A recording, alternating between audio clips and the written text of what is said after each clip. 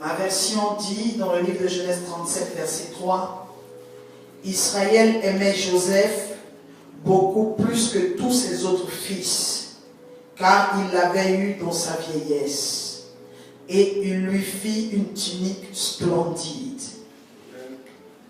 Je vais demander qu'on écoute une autre version du même livre de Genèse. Genèse 37, verset 3. Israël aimait Joseph plus que tous ses autres fils, parce qu'il l'avait eu dans sa vieillesse, et il lui fit une tunique de plusieurs couleurs. Et il lui fit une tunique de plusieurs couleurs. Que le Seigneur nous bénisse ce soir. Amen. Nous sommes à quelques jours de la fin de nos 40 jours de jeûne et prière. Et nous sommes maintenant dans les mystères de la révélation de l'Alliance. Et aujourd'hui, je vais ouvrir le mystère de l'Alliance à partir de ce verset-là.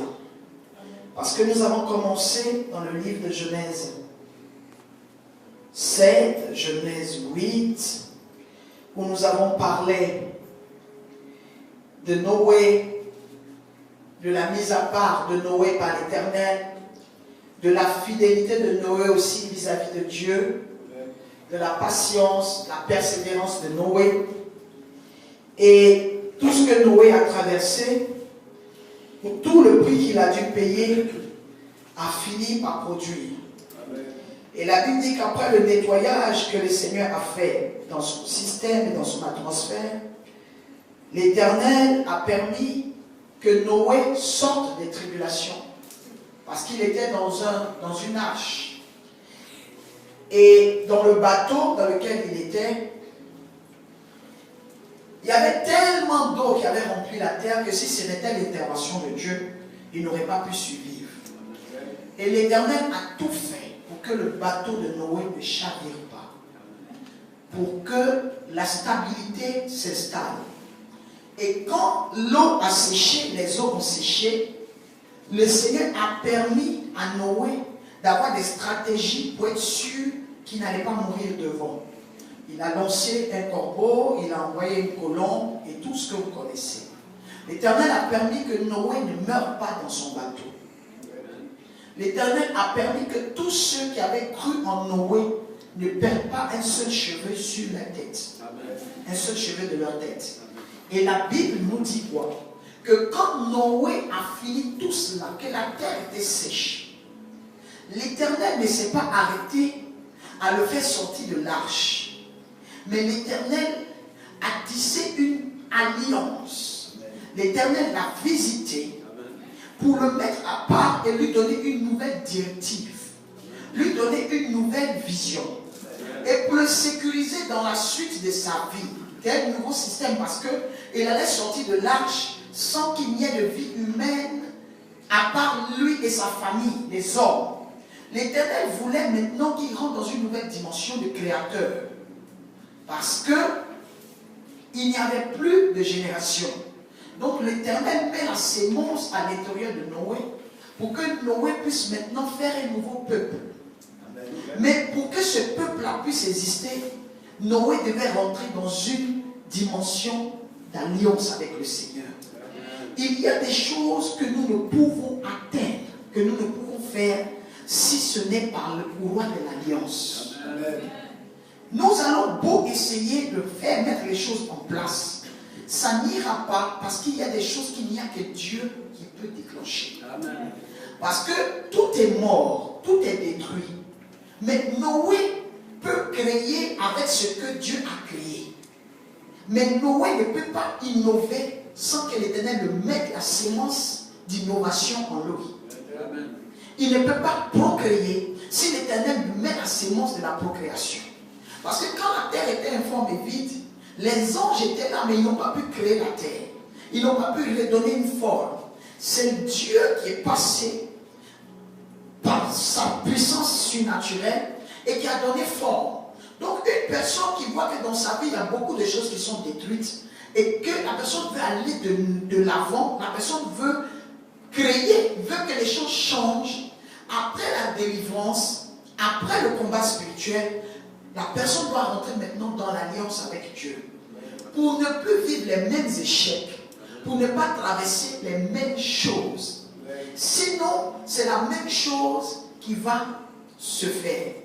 Et quand vous avez vu Dieu vous sortir des problèmes, le Seigneur vous protégeait alors qu'il a laissé d'autres personnes échouer où vous avez réussi. Amen. Vous devez comprendre maintenant que vous devez marcher dans les pas de Dieu. Amen. Alors, Noé a été une exception dans sa génération. Mais vous voyez aussi au travers du livre de Genèse, beaucoup connaissent l'histoire. Genèse 37 connaissent l'histoire de Joseph. Vous voyez que l'Éternel aussi, à chaque génération, prépare une personne exceptionnelle. Ça peut être pour régler les problèmes d'une famille, ça peut être pour régler le problème d'une nation, ou pour qu'une personne soit une bénédiction pour la terre. Noé, par exemple, lui, était une bénédiction pour la terre entière. Mais Joseph, lui, il était une bénédiction pour la terre, mais surtout sur base de bénédiction pour sa famille, bénédiction pour la tribu, les tribus qui venaient. Il était une bénédiction pour son peuple. Par rapport à Noé, qui était une bénédiction mondiale. Vous voyez un peu. Donc chacun de nous a la sphère ou le canevas dans lequel l'Éternel permet qu'il puisse opérer et être une bénédiction. Amen.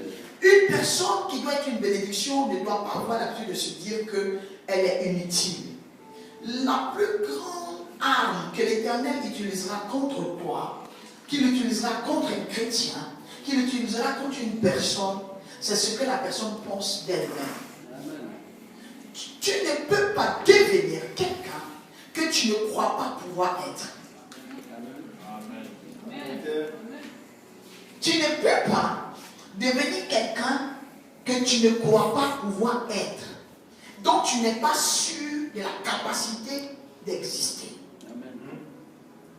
Ce que tu vas devenir dépend aussi de ce que tu penses de toi, de ce que tu te sais capable de faire. Même s'il y a des choses dans lesquelles tu n'es pas capable, ou tu n'es pas fort, à partir du moment où tu as Jésus-Christ comme Seigneur et Sauveur personnel, Amen. Tu dois te dire que tout est possible. Amen. La loi de l'incapacité existe. Mais la loi de toutes les possibilités existe aussi. C'est pour ça que je dis que ce mois de novembre, c'est le mois spirituellement que l'Éternel nous donne comme un mois de toutes les capacités. Amen. Nous avons eu un glorieux témoignage hier. 2 témoignages de la puissance de Dieu. Où nous avons vu une sœur de l'église qui a rendu le témoignage de comment l'Éternel l'a libérée, elle et son fiancé, dans son rêve, dans son songe. Elle est là. Et nous avons aussi eu le témoignage de l'une des plus anciennes de ce ministère, qui a déjà fait 12 ans, à la 12e année, à la date de l'anniversaire. Dimanche où je prêchais, j'ai dit que je vois des clés. Et je lui ai dit, reçois ta clé. Elle a eu sa 2e boutique en 3 mois. Elle a eu sa 2e boutique 2 jours après que je lui ai dit dimanche, reçois ta clé. Elle a reçu la clé de sa nouvelle boutique. Amen. C'est pour dire que ce que nous allons devenir dépend des fois de nous en dehors des promesses de Dieu. En dehors de tes prophéties, il y a beaucoup de choses qui dépendent de toi. Il faut croire. Surtout quand la parole de Dieu est prêchée. C'est l'arme, c'est-à-dire que c'est comme si vous êtes en pleine mer et c'est la branche que le Seigneur met, c'est le morceau de bois, c'est le radeau que le Seigneur met sur l'eau pour que quelqu'un puisse survivre. L'Éternel va faire apparaître une bouée de sauvetage au moment où tu es en train de t'enfoncer. La parole de Dieu est la bouée de sauvetage pour nous empêcher de nous enfoncer.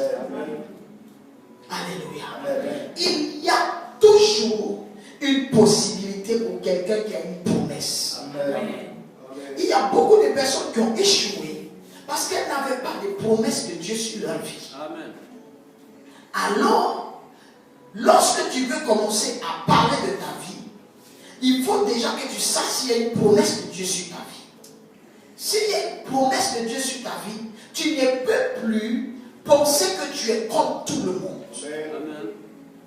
Et c'est quand tu vas commencer à te voir différemment que des choses différentes vont commencer à se matérialiser dans ta vie. Je veux que quelqu'un ce soir, dans cette salle, ou quelqu'un qui me regarde, dise que la vie n'est pas la vie que les hommes veulent qu'elle soit. La vie est celle que l'Éternel a déclarée pour les rois. La Bible nous dit maintenant dans le livre de Genèse, pour que vous puissiez bien comprendre le mystère de l'alliance dont je parle. Un homme qu'on appelle Jacob, qui avait eu 12 fils, et il avait eu son avant-dernier fils, qui était le premier enfant de désir, l'enfant vraiment désiré, parce que c'est la femme qu'il a aimée, pour laquelle il a travaillé 14 ans.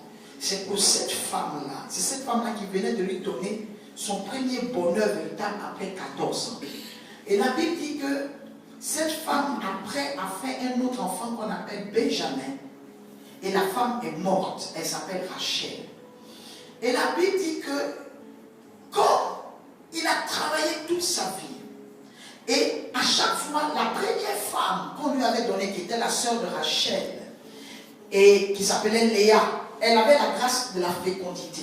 Donc elle avait fait des enfants, elle avait fait des garçons, elle avait fait même une fille qu'on appelle Dina, dont on ne parle pas beaucoup dans la Bible.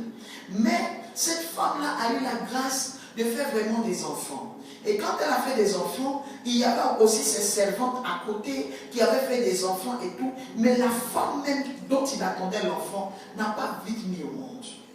Elle a mis au monde dans ses vieux jours à lui, où il était fatigué, où il s'est dit même que le meilleur de sa vigueur, il n'a pas eu le temps de jouer avec cet enfant, il était déjà fatigué, courbaturé, c'est là qu'il a eu cet enfant. Mais il a fait quelque chose pour montrer que cet enfant-là avait une place dans son cœur. La Bible dit qu'il aimait beaucoup cet enfant qu'on appelle Joseph. Alléluia. Mais la Bible aussi nous dit quoi? Par cette parole, nous comprenons que l'Éternel, à sa manière à lui de démontrer son amour à une personne. Vous voyez, nous sommes de nombreux chrétiens, nous sommes de nombreuses personnes sur la terre. Mais vous allez remarquer, si vous voulez être honnête, qu'il y a des personnes que Dieu aime spécialement,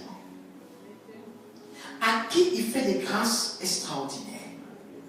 Et des fois, il suffit d'avoir l'esprit ouvert pour savoir que c'est soi.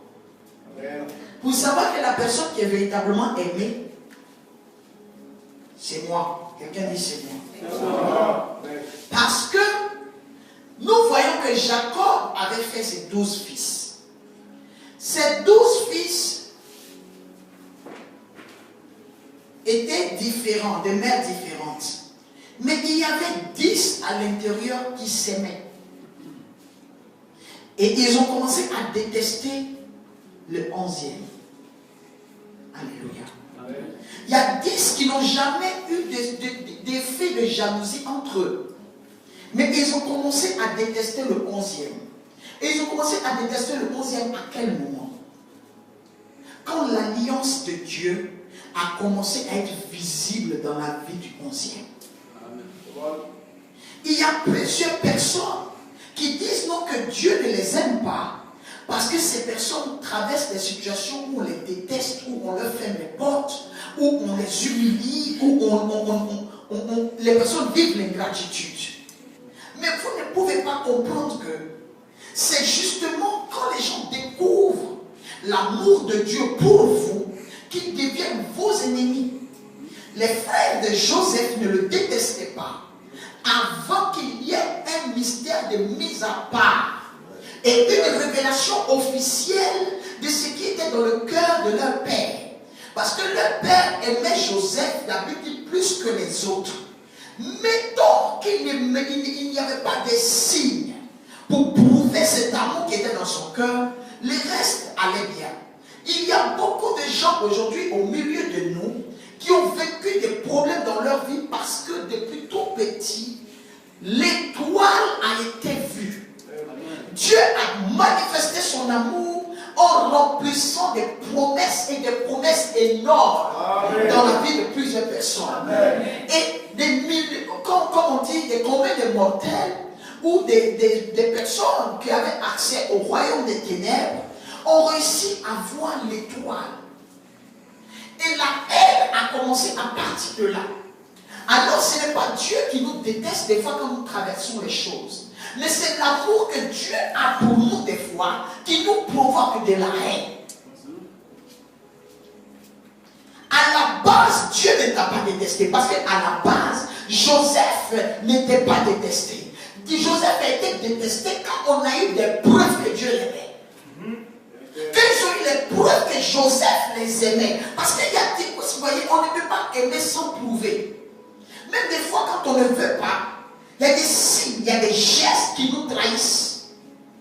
Donc Dieu, lorsqu'il aime quelqu'un et qu'il met cette personne à part, il n'attend pas le vieillage de la personne pour lui faire une tunique différente. Amen. Il sort ta tunique tout petit. Amen. Quand Jésus, le Messie, est né comme un enfant normal, qu'il s'est retrouvé dans la bergerie, tellement Dieu voulait montrer que l'enfant est né dans la bergerie parce que c'est le processus par rapport à la vision qui devait s'accomplir, mais que cet enfant était différent. Il a commencé à inspirer des mages à décortiquer les signes. Parce qu'il ne pouvait pas cacher, il ne pouvait pas faire comme s'il ne connaissait pas Jésus.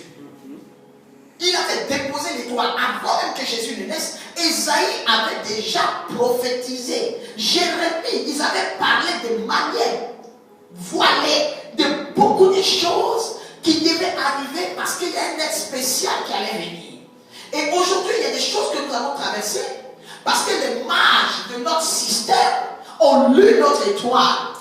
Amen. Et ont su qu'il y avait des hommes et des femmes qui allaient bouger le monde, qui avaient reçu une tunique spéciale de la part de l'Éternel, qui avaient reçu un manteau spécial qui allait leur permettre de faire des choses incroyables. Amen. Donc quand ils ont vu la tunique, ils avaient tous des tuniques. Eux tous portaient un manteau. Mais le problème maintenant se situait au niveau des signes qui étaient cachés dans le manteau de Joseph. La Bible dit que sa tunique était de plusieurs couleurs. Donc il y avait une différence entre la tunique qu'il portait et la tunique de ses frères. Ses frères portaient une tunique couleur unique. La différence des tuniques était une prophétie de la différence de possibilités. C'est-à-dire que cet enfant vive des mystères de possibilités. C'est-à-dire que Jacob ne voulait pas que son fils qu'il préférait puisse traverser ce que lui il avait traversé.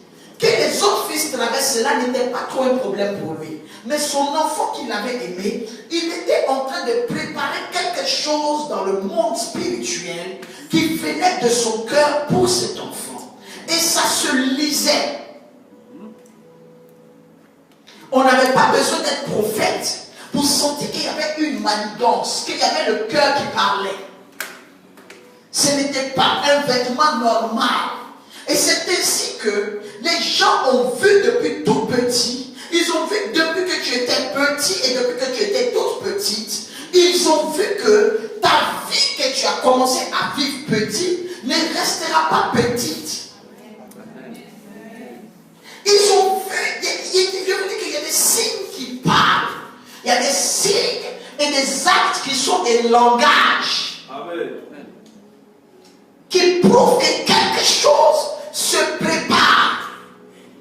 En donnant une tunique différente, c'est qu'on établit celui-là différent. Amen. Alors que plusieurs faisaient la lecture de la vie et savaient que le grand-père de Jacob, qu'on appelle Abraham, cet homme-là a été pris de sa famille et a été établi par Dieu en dépit et en dévers tout.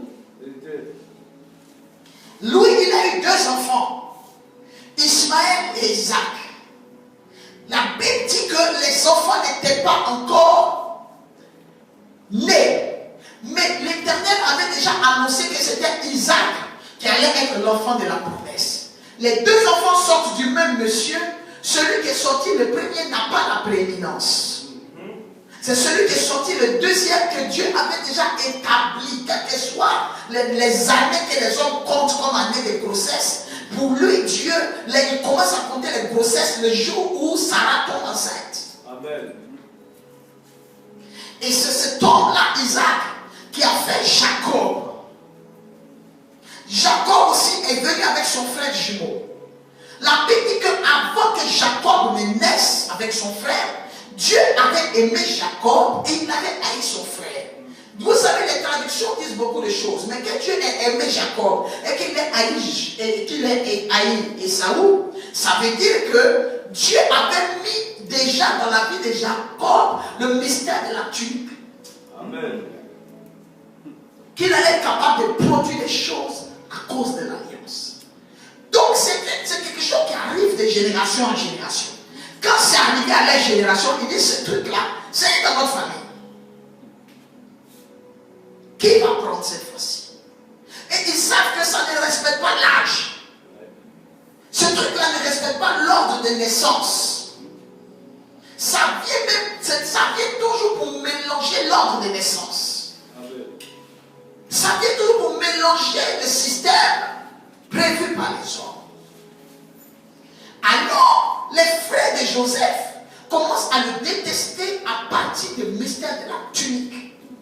La Bible dit dans le livre de Genèse 37 à partir du verset 3 que son père l'avait eu dans sa vieillesse et il l'aimait plus que tous les autres enfants. Et maintenant, il a confirmé l'amour par ainsi. C'est pour cela que Noé, quand Noé est descendu de l'arche, que Noé est allé faire l'Holocauste, Noé est allé dire merci à Dieu pour le fait qu'il l'ait préservé. Amen.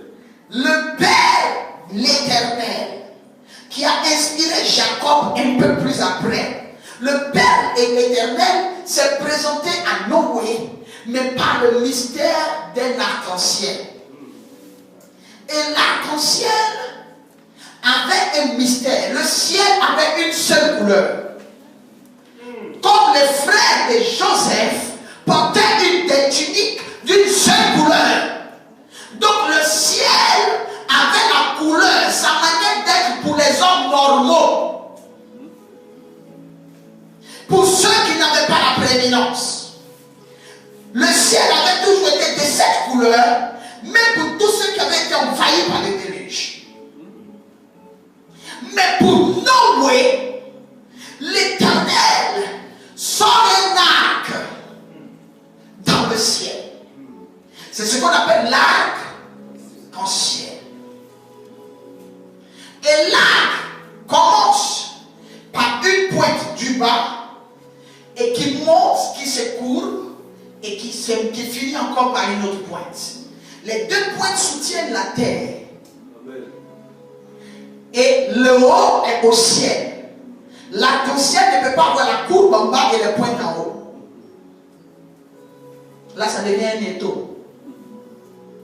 L'arc-en-ciel a deux points dans sa manière d'être constituée qui pointent vers le bas.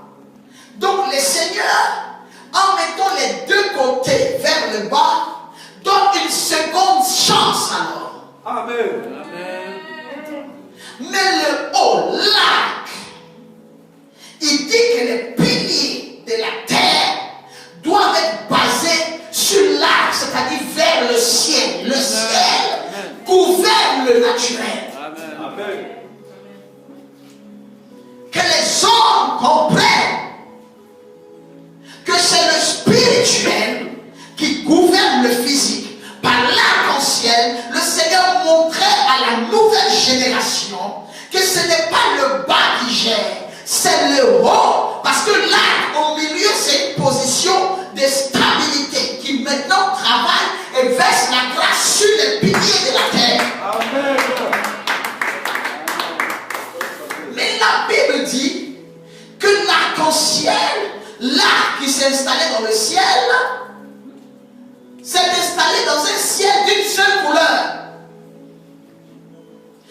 il y a des personnes, malgré l'unicité du ciel, la seule couleur du ciel qui gère la vie des personnes ordinaires, qui ont à l'intérieur de ce ciel des gens qui ont la vie normale, un mystère où le Seigneur colore des parties du ciel qui gouvernent la vie de certaines personnes qui sont mises à part. C'est là que ces personnes commencent à produire des fruits, commencent à manifester des signes qui ne sont pas normaux, parce que ces personnes ne travaillent pas sur un ciel normal, ne travaillent pas sur un ciel d'une seule couleur, mais leur ciel a multiples dimensions au travers de multiples couleurs qui gèrent leur destinée. Je ne sais pas si le propriétaire de ce Amen. Alléluia. Et c'est comme ça que la tunique, dès que Joseph la porte, elle commence à provoquer dans sa vie des signes du ciel. Amen. Il a commencé à faire des songes à partir du jour où l'alliance de la tunique est rentrée dans sa vie. Amen. Donc les songes égalent à la vision. Amen. La vision d'élévation de la vie de quelqu'un peut ne pas exister depuis son enfance.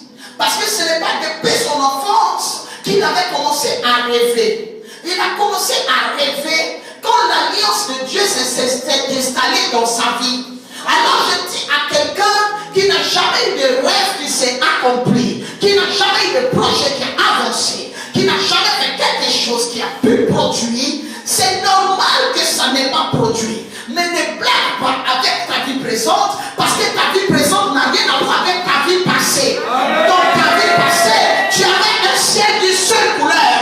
Dans ta vie passée, tu avais un ciel normal. Dans ta vie passée, il y avait un système normal. Mais à partir du moment où tu rentres dans le mystère de la tunique bigarrée, tu rentres dans le mystère de l'alliance de l'arc-en-ciel, tu rentres dans la capacité des dimensions célestes, il y a des choses que tu ne pourrais pas faire, que tu commenceras à réaliser au nom de Jésus.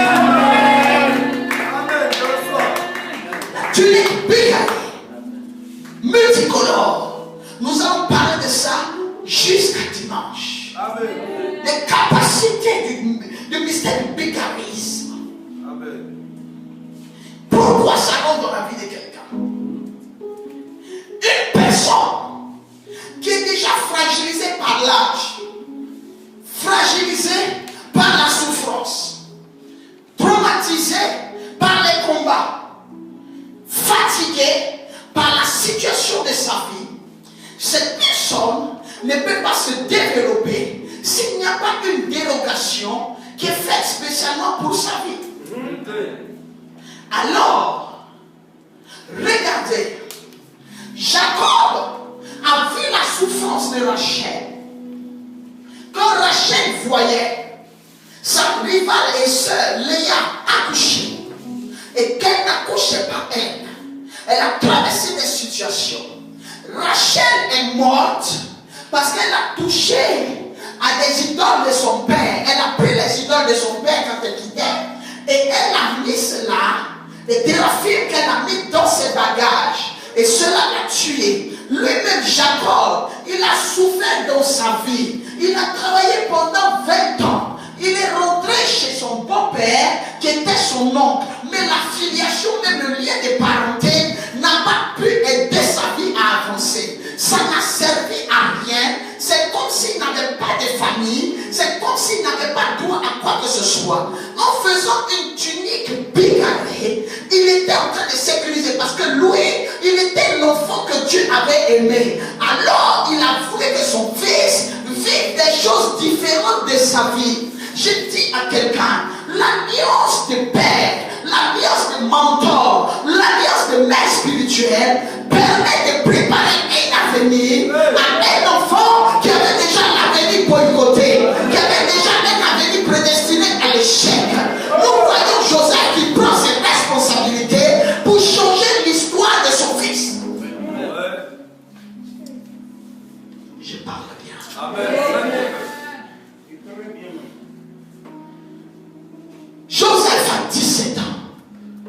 c'est un enfant. Par rapport à ses grands frères, il ne pourra jamais avoir la place pour accomplir sa destinée. Alors lorsque Dieu inspire son Père, le Seigneur inspire par rapport aux différents potentiels qui doivent lui ouvrir les portes malgré son jeune âge. Il y a des choses que l'Éternel met dans la vie d'une personne pour cacher ses faiblesses. C'est-à-dire que si à tel endroit, ton âge peut être un frein à une bénédiction, l'Éternel peut mettre pour combler cet âge, il va mettre un talent qui va permettre de pousser un équilibre entre ton âge et le besoin. Alléluia. Amen. Si l'Éternel voit que tu es trop fatigué parce que toute ta vie, tu as couru vers un but jamais atteint, l'Éternel, lorsqu'il va t'appeler, il va mettre à l'intérieur de ta vie une coloration. Oh mon Dieu. Amen. Il va colorer ta vie de différentes choses qui peuvent te permettre de t'en sortir. Amen. Tu peux porter le manteau de différentes couleurs sans savoir que c'est une onction que tu portes. Ouais. Il a porté le manteau, mais il a porté une onction. Amen. Cette onction que tu portes va te protéger et imposer à tes ennemis de te garder quand ils voudront te tuer. Le manteau qu'il avait porté, la Bible dit que ce manteau était un manteau de longue taille. Donc il y a des choses que l'Éternel met en toi qu'on ne peut pas couper ou abréger. Parce que le Seigneur met ça en rouleau et en longueur. Amen. C'est pour ça qu'il y a des gens que vous combattez, des gens que vous persécutez, mais vous avez comme l'impression que ces personnes ont 17 vies. Vous fermez ici, mais c'est comme si ça attendait que vous fermez pour ouvrir là, de l'autre côté. Parce que les personnes ont une longue tunique.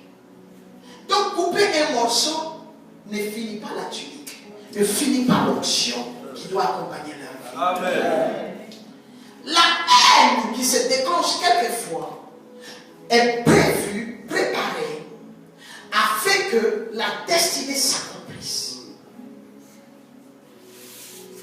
Vous voyez, lorsque les frères de Joseph l'ont tué, selon eux, en le jetant dans le puits, en le vendant, qu'est-ce qu'ils ont touché en premier? Ils ont touché à quoi? À la tunique. Il y a des choses que les gens vont faire. Je suis en train de finir pour aujourd'hui. Nous allons continuer demain. Il y a des choses que les gens vont faire dans ta vie. Le seul but, c'est de retirer ton étoile de sa clarté. S'il peut éteindre ton étoile, il l'éteigne, ou complètement la décocher.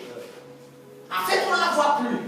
Parce qu'il y a des étoiles, même si vous l'éloignez, il y a toujours une lueur qui permet de se rendre compte qu'elle est encore là. Amen. Les frères de Joseph, regardez quand Joseph va les rencontrer pour leur donner à manger. La Bible dit quoi? Le fait qu'il laisse cette tunique venait de déclencher quelque chose dans sa vie. Mais lorsqu'il a reçu la tunique, l'Éternel a commencé à lui parler de sa vie. Alors il y a des onctions. Quand vous rentrez en contact de certaines tuniques, ou des leaders, ou des mentors qui a l'onction de Dieu, vous allez commencer à pouvoir faire la lecture de votre vie. Il y a des choses de votre vie que vous ne maîtrisez pas, que vous allez commencer à voir clairement. Amen. Joseph ne savait pas ce qui allait lui arriver. Mais quand la tunique qui représente l'onction est tombée sur lui, il a commencé à avoir une vision. Amen. De la vie future.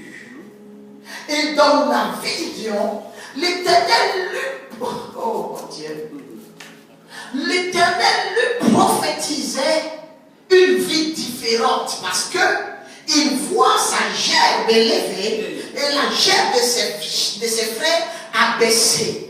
Dans la logique, on aurait voulu que toutes les gerbes soient abaissées, prosternées. Mais l'Éternel nous montre, nous dit qu'à cause de l'onction que tu as, au travers de cette tunique que j'ai permis à mon roi Jacob de poser sur toi, à cause de cette tunique, même si les autres sont prosternés, même si les autres sont à genoux, même si les autres ont échoué, toi, Joseph, tu resteras debout.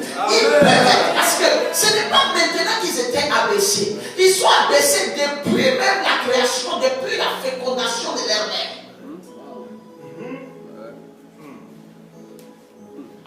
Le Seigneur lui montre que même s'il y a une loi qui abaisse tout le monde, toi, tu mettras la différence à cause de l'onction de la tunique bigarrée que tu portes. Et je dis à quelqu'un ce soir, la différence entre toi et tes frères, tes amis, les gens de ta génération, tes collègues, tes amis de l'école, les gens avec qui tu as étudié, les gens avec qui tu pries, la différence, c'est l'onction qui est sur ta vie. Amen.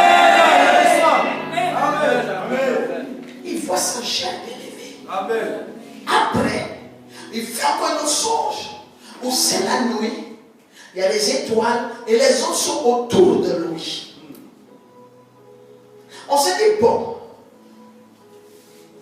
nous nous opposons à ce qu'il a vu. Et c'est pour cela que l'onction qui est sur ta vie révèle des choses par l'Esprit de Dieu. Et les gens cherchent alors comment étouffer, annuler. Je viens dire à quelqu'un pour finir ce soir, c'est tellement passionnant. Je viens dire à quelqu'un pour finir ce soir, les personnes qui vont te détester à cause de la vision ou de tes prophéties existeront toujours. Ces personnes mettront toujours des plans pour que ta prophétie ne se réalise pas. Mais toi, il y a l'Éternel qui te sortira toujours. Amen. Des situations que tu maîtrises ou que tu ne maîtrises pas. Parce que quand Joseph allait donner la nourriture à ses frères, il maîtrisait l'environnement. Mais quand le niveau de le tuer est arrivé, il ne maîtrisait plus le système. Il ne comprenait plus rien. Comme des fois, il y a des choses qui t'arrivent où là, tu ne comprends plus rien et c'est comme si tu es pris au piège. Même si le piège est programmé, le piège est prêt, il y a quelque chose qu'on appelle la main de Dieu.